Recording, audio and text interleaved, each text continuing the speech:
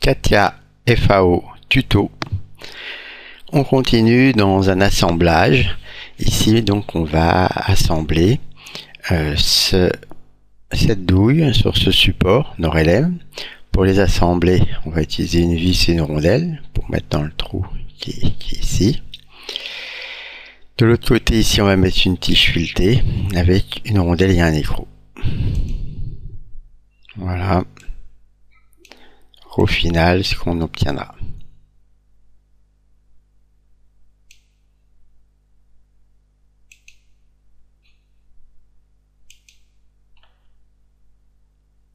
Donc notre support, qui est la base, c'est le bord mobile, dans lequel ici on vient mettre une butée.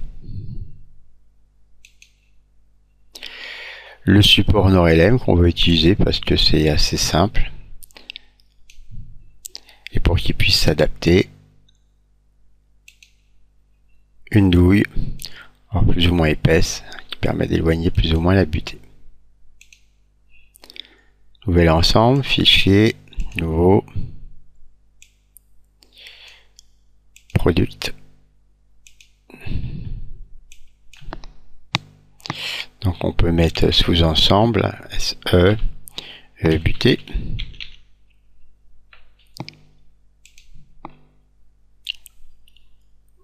Voilà, dans ce sous-ensemble butée, j'insère en premier la pièce qui me sert de référence fixe, composant existant.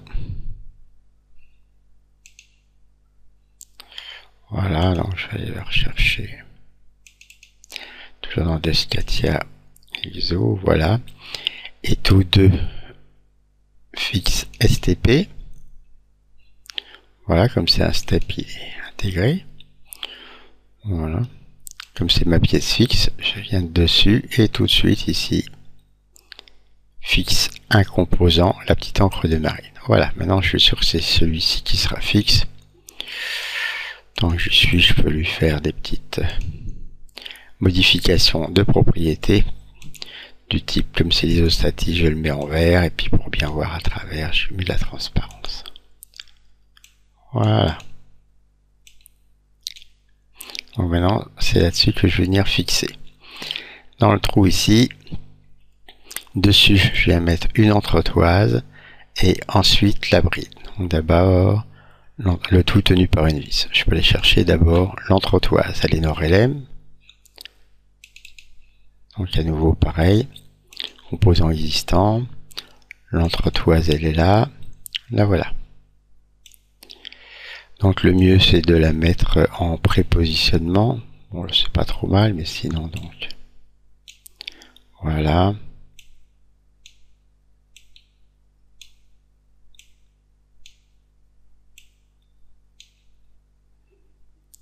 Ici.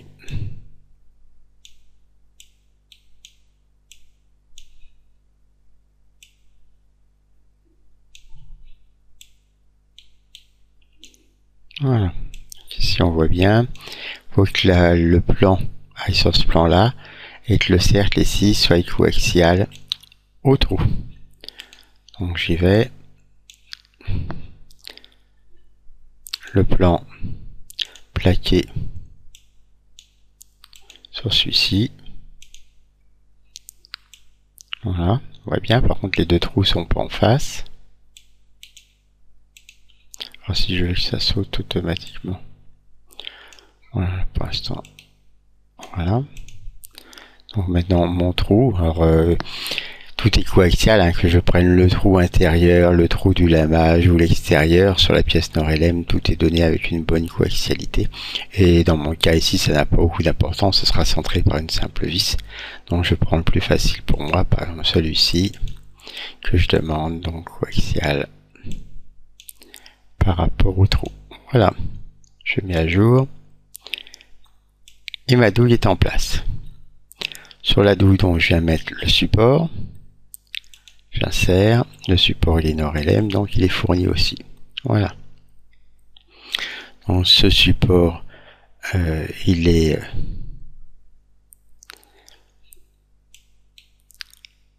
voilà. Je le prépositionne. Voilà.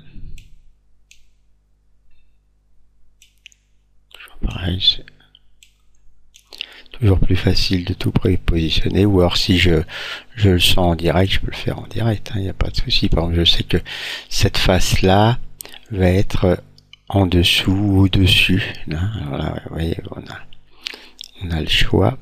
Donc en gros ici, comment je vais faire?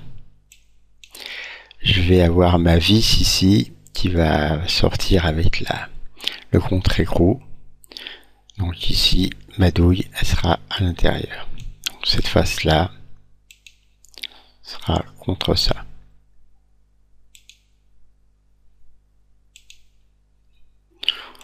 Voilà, si j'inverse la pièce, ça n'a pas beaucoup d'importance.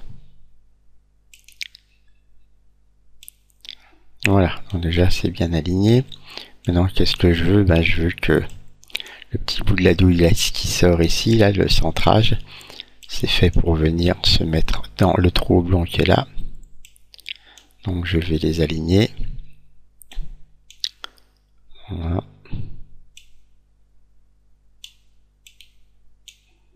Donc ça sera coaxial.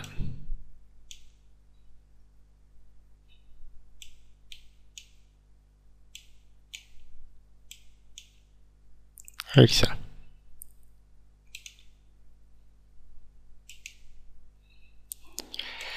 Voilà, donc là on voit. Alors, si je mets... Voilà. Je raligne, voilà. Ça ressemblera plutôt à ça. Voilà, maintenant pour que ces deux pièces-là tiennent ensemble, il faut évidemment mettre une vis et une rondelle. Comme le trou est assez large, on va mettre une rondelle épaisse et on va mettre une vis suffisamment longue pour traverser cette pièce-là, puis celle-là.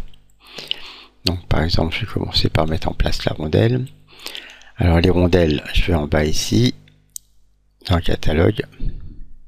Catalogue de composants, c'est le petit livre qui s'ouvre. Voilà, on doit pouvoir l'obtenir également par les menus à chaque fois, vous voyez. Outils, catalogue de composants. Voilà, dans cette catalogue de composants, si vous ne voyez rien, vous allez le chercher. Où est-ce qu'on va chercher le catalogue de composants? Standard. Donc, moi, je les ai mis dans CATIA-REF. C'est CATIA-REF. C'est là où il y a Manufacturing, où il y a tous mes catalogues et mes settings. Dans tous les cas, il est dans Standard. Et dans Standard, donc ici, j'ai la visserie, j'ai le roulement, j'ai les goupilles, j'ai les joints. Donc, moi, c'est de la visserie. Voilà, donc si l'écran apparaissait vide, il me dissocie l'assemblage, la pression, les rondelles. Donc moi c'est une rondelle, je double-clique et je veux une rondelle plate, je double-clique. La rondelle donc c'est pour du M10. Il y a le petit dessin ici qui se fait. Voilà. Alors que vous choisissez en haut ou en bas, ça n'a pas beaucoup d'importance. M10, voilà. Quand vous le choisissez en bas, il faut double-cliquer. Alors on a dit rondelle épaisse. Donc si c'est une rondelle épaisse, c'est une Z10 épaisse. Voilà. Est-ce qu'il y a autre chose? Non. Voilà. Et ou L10 épaisse. Voilà. Donc on prend la plus large et la plus épaisse. Vous voyez, 4 mm d'épaisseur, 27 mm de diamètre. Donc on prend une L10 épaisse. Je double-clique. Voilà. Et je vois apparaître ici ma pièce. Bon, pour l'instant, je vais déjà aller mettre ça en place. Donc voilà ma nouvelle pièce. Voilà, je prends une des faces de la rondelle, n'importe laquelle, et puis je sais qu'elle va être sur cette face-là.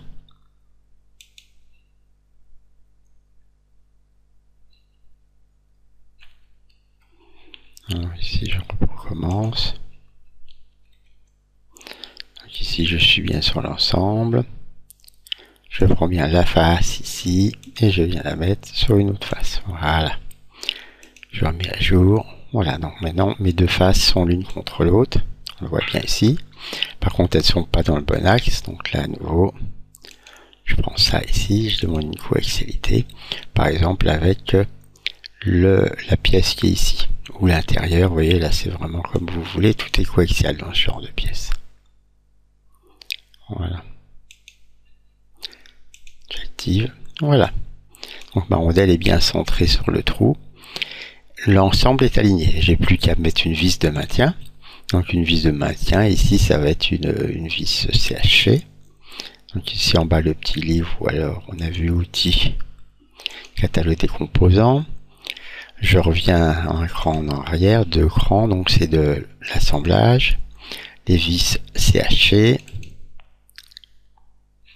Si on voit le dessin de la vis, moi donc je vais chercher une vis M10, la plus longue possible. Donc par exemple une longueur de 50 ou une longueur de 60, ou voilà, hein, mais suffisamment long pour traverser toutes les longueurs. Voilà, donc je vais prendre, voilà, 70 par exemple. Voilà. Ok, bon là aussi je vais quitter ça pour aller la mettre en position. Donc comment est-ce que je la mets en position? Bah déjà je sais que la face qui est ici va venir s'appuyer sur la rondelle. Voilà, cette face là vient s'appuyer sur la rondelle. Je mets à jour. Voilà. Et maintenant, il faut évidemment que l'axe qui soit ici soit coaxial avec l'axe de la rondelle, ou l'axe de la douille, ou l'axe du trou. Tout ça, c'est comme vous préférez, puisque tout est coaxial. Donc ici, l'axe de la vis. Et si par exemple, j'essaye de chercher l'axe de la pièce, bon, c'est pas facile. Donc voilà, l'axe de la douille, c'est OK. Mise à jour, et voilà. Et donc en prenant une vis de 70, bon, c'est un peu long, j'aurais pu prendre une 60 ou une 50, mais une vis suffisamment longue tout de même pour venir ici s'implanter d'au moins 10 mm dans la matière. Voilà, donc là j'ai la première partie. Maintenant deuxième partie de la butée. Ici je vais venir mettre une tige filetée dans le trou, qui est ici, voilà. Et puis pour cette tige filetée ne bouge pas, je vais mettre un contre-écrou.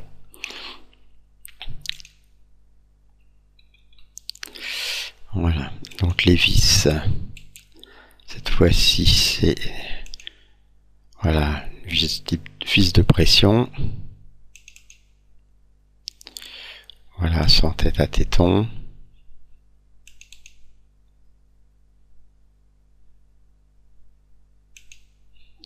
Voilà, on voit un petit peu à quoi ça ressemble. Donc ici c'est du M10, donc on peut descendre.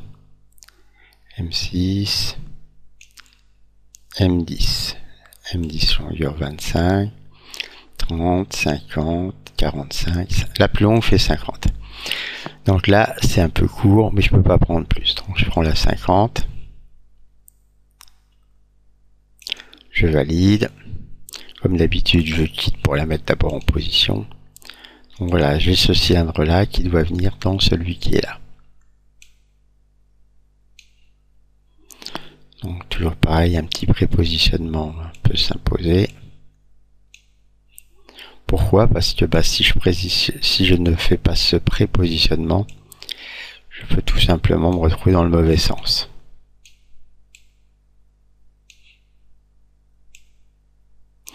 Voilà, comme ça je suis sûr qu'au moins ma vis est dans le bon sens. Voilà. Donc je reprends ici coaxialité entre cet axe là et celui-ci. On n'arrive pas à le montrer, il faut zoomer. Voilà. Je valide et c'est fait. Donc je vous disais, la vis de 50 est un peu courte, mais il n'en existe pas de plus longue en standard. C'est vrai qu'à l'atelier, vous remarquerez que souvent on n'a pas ici de vis, mais on a mis tout simplement un bout de tige filetée coupé à longueur 100. Voilà, l'inconvénient, c'est du coup on n'a pas le petit téton plat et on n'a pas ici l'empreinte de la vis CHC. Alors ici, comment on fait? On vient sur celle-ci, la dernière. Je viens dans ISO, voilà, paramètres, et ici il a une longueur de 50 et je lui propose une longueur de 100. Voilà, sachant qu'à l'atelier, si ça n'existe pas, on fera avec. Voilà, qu'est-ce qui va être à positionner? Le bout du téton par rapport à cette face-là, la longueur. je peux la laisser telle quelle. Il faudra à l'atelier bien mesurer.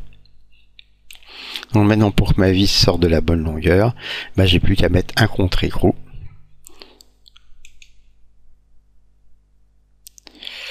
Catalogue de composants. Je sors, écrou H, double clic, je descends sur du M10. Voilà.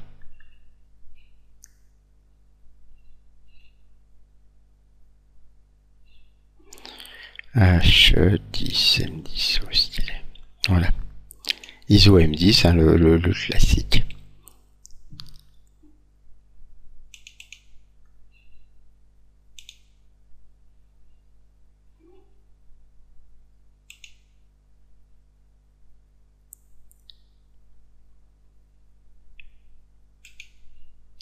Voilà, bon bah là j'ai oublié, alors donc je récapitule en même temps. Voilà, on a bien le Morphix, l'entretoise, le support, la rondelle, la vis qui tient le tout, de l'autre côté une vis, et là j'ai pas le contre-écrou, donc je recommence. J'ai dû faire une petite erreur de manip. Catalogue. Voilà, donc le ISO vis sans téton, non c'est pas ça que je veux, je remonte. Assemblage, écrouage, et dans écrouage, ici je cherche le M10. Voilà, vous voyez ici il se sélectionne en haut ou en bas, je double-clique dessus. Voilà, l'écrou se met, il est bien intégré. Je peux quitter la fenêtre, et le voici. Donc, comment est-ce que je fais pour le mettre? Comme d'habitude, je prends une des faces, je sais que cette face-là sera en appui là-dessus. Voilà, j'active. Voilà, donc là, ils sont bien alignés, vous voyez. Maintenant, il ne reste plus qu'à mettre l'écrou dans son axe. Il est axé avec la vis. Et voilà.